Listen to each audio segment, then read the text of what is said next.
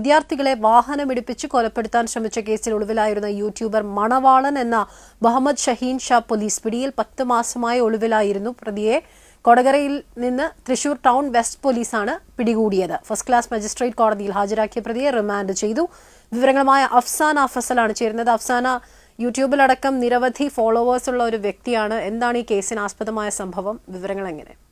അമീന, കഴിഞ്ഞ ഏപ്രിൽ 19 കേസിന് ആസ്പദമായ സംഭവം നടക്കുന്നത്. അതായത് യൂട്യൂബർ മണവാളൻ എന്ന പേരിൽ അറിയപ്പെടുന്ന തൃശൂർ എരനല്ലൂർ സ്വദേശി മുഹമ്മദ് ഷഹീൻ ഷായും സുഹൃത്തുക്കളും ചേർന്ന് വിദ്യാർത്ഥികൾ മദ്യപിച്ച ശേഷം കാറിൽ വരികയായിരുന്നു. ഇതിനിടെ കോളേജ് വിദ്യാർത്ഥികളുമായി സംഘർഷമുണ്ടായിരുന്നു. അങ്ങനെ ബൈക്കിൽ രക്ഷപ്പെടാൻ ശ്രമിച്ച വിദ്യാർത്ഥികളെ പിന്തുടർന്ന് മണവാളനും സംഘവും പിന്തുടർന്ന് പുറകെ ചെന്നിടിക്കുകയായിരുന്നു. മണവാളനായിരുന്നു വണ്ടി ഓടിച്ചിരുന്നത്. അതിനുശേഷം ഇയാൾ ഒളിവിൽ പോയി.